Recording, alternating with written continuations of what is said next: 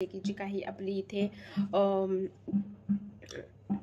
सायली आहे तिने मात्र आता कहरच केलेला असतो. कहर म्हणजेच की इथे तिने जो काही इथे प्रतिमात्याचा फोटो जो आहे तो इथे घेऊन आतमध्ये तिच्या खोलीमध्ये ठेवलेला असतो आणि प्रतिमात्याचा फोटो आतमध्ये खोलीमध्ये ठेवल्याच्या नंतर मात्र आता इथे प्रेक्षकांनो सर्वजण शोधत असतात तो फोटो कुठे आहे काय आहे म्हणून. पण इथे सायली मात्र कोणाला काहीच सांगत नसते आणि तिने तो इथे फोटो खोलीमध्ये ठेवल्याच्या नंतर अर्जुन आणि इतर घरातील लोक सुद्धा तो फोटो शोधण्यासाठी खूप जास्त परेशान झालेले असतात. अर्जुन घरामध्ये म्हणजेच त्याच्या खोलीमध्ये आल्याच्या नंतर तो म्हणत असतो, पण मला एक गोष्ट कळत नाही, इथे हा फोटो कसा काय येऊ शकतो? शक्यच नाहीये हा फोटो इथे येणे. काहीतरीच आपलं इथे चैतन्य किंवा जो काही आपला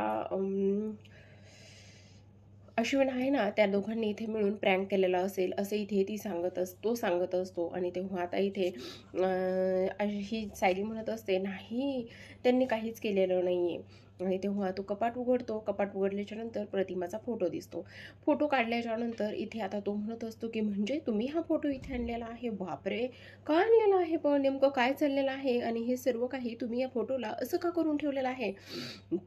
आता सायली म्हणत असते, सर मी तुम्हाला तीच तर गोष्ट सांगण्याचा प्रयत्न करत आहे. आणि हे बघा, मी ह्या फोटोला अगदीच व्यवस्थित तुम्हाला कव्हर करून दाखवलं तर तो चेहरा प्रतिमात्याचाच होता, हे मी तुम्हाला पुराव्यानिशी सिद्ध सुद्धा करू शकते.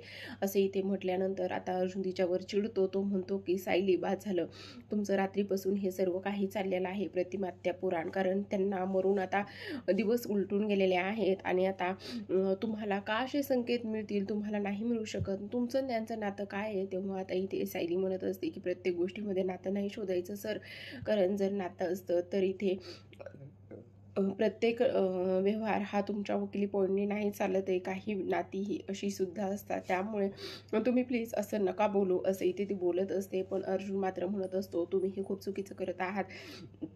तुम्हाला कल्पना सुद्धा नाही की तुम्ही कुठल्या लेवलला जाऊन हे सर्व काही बोलत आहात करत आहात. तेव्हा आता इथे अर्जुन तिच्यावरती अजूनच चिडतो आणि म्हणत असतो की बाद झाला, आत्ताच्या आत्ता हा फोटो तुम्ही खाली न्यायचा आहे आणि खाली तुम्ही लावून ठेवायचा आहे. तेव्हा सायली म्हणत असते की नाही, पण प्रतिमात्या जिवंत आहेत, मी त्यांना अलिबागला बघितलेला आहे आणि आता आपण अलिबागला, म्हणजे अर्जुन म्हणत असतो की म्हणजे काय, आपण अलिबागला जाणार आहोत आणि ते सुद्धा आता प्रतिमात्याला शोधायला? असं अजिबात होणार नाही. तेव्हा आता इथं अर्जुन तो फोटो घेतो, थोडासा साफ करतो आणि खाली घेऊन जात असतो. सायली त्याला अडवण्याचा खूप प्रयत्न करत असते, पण इथे मात्र तू काहीच ऐकत नाही आणि शेवटी सायली तो फोटो घेते आणि स्वतःच्या हाताने साफ करते. साफ केल्याच्या नंतर इथे आता ते सर्वजण खाली येतात. खाली आल्याच्या नंतर आता तो फोटो इथे पूर्ण आजीला द्यायचा असतो आणि त्या भिंतीवरती फोटोसुद्धा लावायचा असतो. तेव्हा आता घरातील लोक म्हणत असतात की हे सर्व काही काय चाललेलं आहे?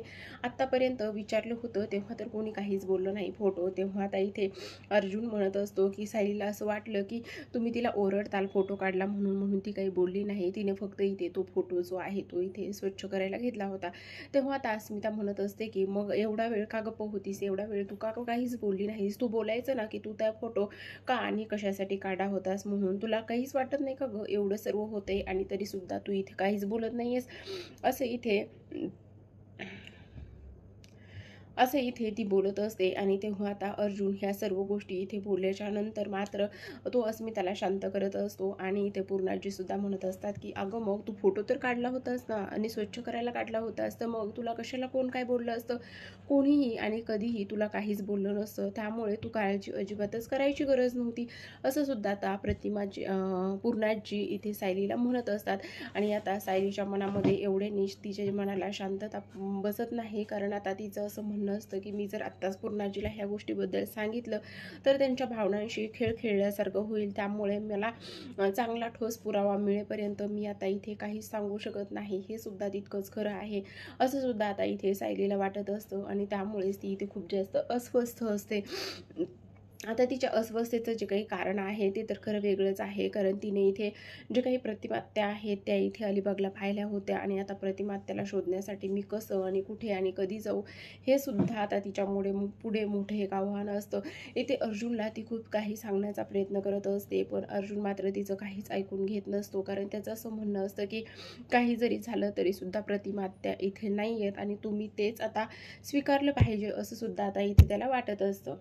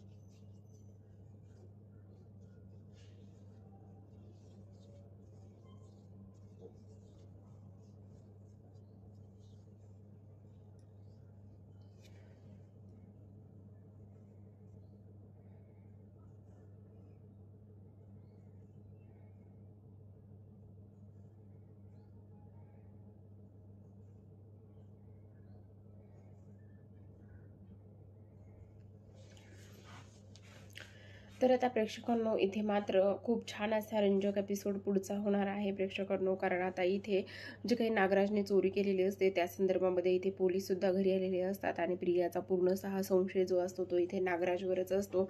आता इथे सायलीच्या मनामध्ये खूप सारे विचार सुरू असतात. तिला असं वाटत असतं की मी कधी कोणाला काय सांगू, ह्यांना मी काही सांगायला गेले तर हे काही माझं ऐकणार नाही, त्यामुळे मी आता काय करू असा तिच्या मनामध्ये इथे प्रश्न निर्माण झालेला असतो. पण आता अर्जुनला सांगितलं तर तो काही ऐकणार नाही, म्हणून आता सायली जी आहे स्वतः धाडस करते आणि इकडे अलिबागला जायला निघालेली असते.